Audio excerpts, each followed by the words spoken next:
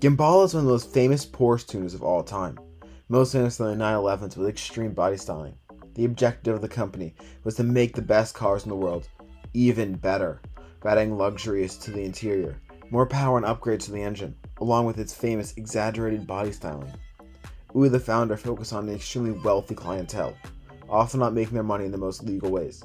Most famous for the Avalanche and Mirage GT, in 2010 he was found dead in South Africa after a business meeting. It is suspected that he was murdered in a money smuggling deal gone sour and turned on him. Why did Gemballa get connected with this illegal smuggling scheme? And what does the future of Gemballa look like? Porsche gained their reputation as one of the top European sports car manufacturers because of the countless number of races they won, becoming royalty on the track and in the showroom. Many people wanted a Porsche, and having a Porsche became a sign of wealth and upper class. Many Porsche tuners popped up because of this, trying to get on the profits and popularity of Porsche. And this is where Gemballa starts. Founded by Uwe Gemballa in 1981 in Germany's automotive heartland, Stuttgart, or rather just outside in Nuremberg, creating custom rare versions of Porsches and Mercedes. Gemballa really struggled at first, gaining very little popularity. The first car that got any popularity was a limited run of the Mercedes-Benz C120 500 SEC. Gemballa would then come out with the Gemballa Avalanche. This Porsche was massively popular, and it was based on the Porsche flat bow, or flat nose, which is already a higher package. Uwe switched from racing-inspired body kits to focus on extreme flashy body kits with luxury. These body kits would be an iconic part of Gemballa's image, being vastly different than any other Porsche tuner. The huge inflated rear arches with extremely aggressive intakes, and the bumpers set apart Gemballa from any other tuner. With bright colors like yellow, orange, and blues, it was an extremely 80s look that some loved, some hated as well. And this is where Gemballa found their niche, making desirable luxury German cars even more luxurious and more of a status symbol. And these cars really were a status symbol. The Avalanche cost almost $500,000, and adjusting for inflation, is about $1 million in 2024. Gemballa was never mainstream, but with the Avalanche and other Porsche models that they would modify, they became more famous and well known. The design was the focus, but their cars were significantly faster than their stock counterparts. This because Roof, another Porsche tuner, famous for making the Yellowbird the fastest car in the world, and making some of the fastest modified Porsches of all time. They would work on the engine and boost the performance. Well, Gemballa focused on the design, and the design continued to evolve. In 1986, they got rid of mirrors and used cameras and put them on screens on the inside. They were the first company to do this. Gemballa continued to have a large amount of success and kept making low-number productions of modified Porsches. They continued to impress and gain popularity. So when Porsche released the Carrera GT in the early 2000s, Gemballa decided to give it its own twist. So the Mirage GT was made. This is Gemballa's version of the Carrera GT, giving it 60 more horsepower, keeping it naturally aspirated. The exterior was nowhere near as extreme as previous Gemballa models, but the interior was as flashy and luxurious as someone would expect out of a Gemballa.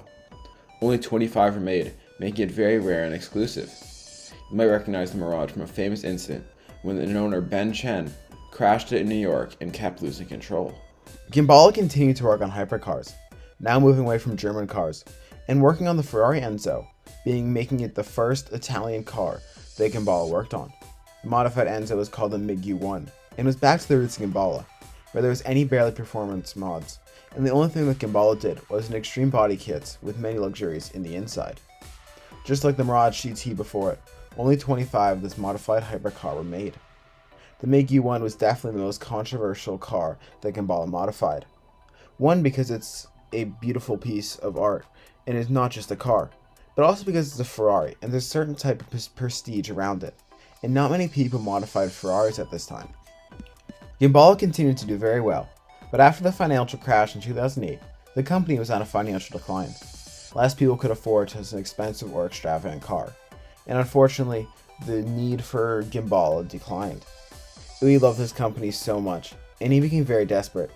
And desperation can make people do very stupid things and go down very dark paths. And this is exactly what happened to Uwe Gemballa. Gemballa, clearly struggling financially, was contacted by a mob boss living in South Africa to avoid charges. The deal was very simple. Gemballas would be used to smuggle large amounts of cash into South Africa. This would be done by filling a Gemballa with tons of cash in euros and having that car shipped to South Africa. Gemballa would get a portion of how much money was brought in. A former person who worked in this crime circle in South Africa said the Gemballa had a tuned Paramana that was supposed to be filled with €1,000,000. When it arrived in South Africa, there was no cash in the car. This annoyed the mob boss who was dealing with this and ordered Gemballa to die. Jerome Safi, working at an aforementioned mob boss under the alias Jerome Sapphire, reached out to Uwe to discuss an opening for a supercars franchise in South Africa. He convinced Uwe to come to South Africa for a business meeting. When Uwe arrived, he quickly went missing, being kidnapped and not found for 8 months later until he was dead, found with his hands tied behind his back and wrapped in plastic. It is obvious that it was an execution, though many of the details of the death are unknown, such as whether he was shot in the head or suffocated to death. There seems to be many mysteries about the case. One of the major detectives on the case had his computer stolen and was removed from the case. A few people who have come out about what has happened, including the murderers. A few arrests have happened, but people have not come out with any information. And reportedly, anyone who has been tortured by the police. With all the cases and arrests, it is very unclear what actually happened. When it comes to Gemballa as a business, things quickly changed. Leadership tried to disassociate themselves with anything to do with Uwe and his connection to any crime and illegal activity that was done. So much so that they tried suing Uwe Gemballa's son when he started making his own cars. His son, Mark Philip Gemballa, created his own Porsche modification shop.